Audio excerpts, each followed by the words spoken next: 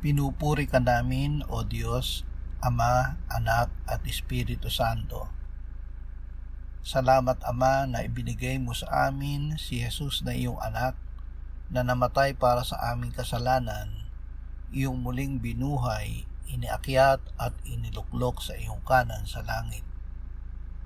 Salamat na ibinigay mo sa amin ang iyong banal na Espiritu at sa pamamagitan niya ay ibinuhos mo ang iyong pag-ibig sa aming puso. Ama, kami ay nananabik sa iyong presensya.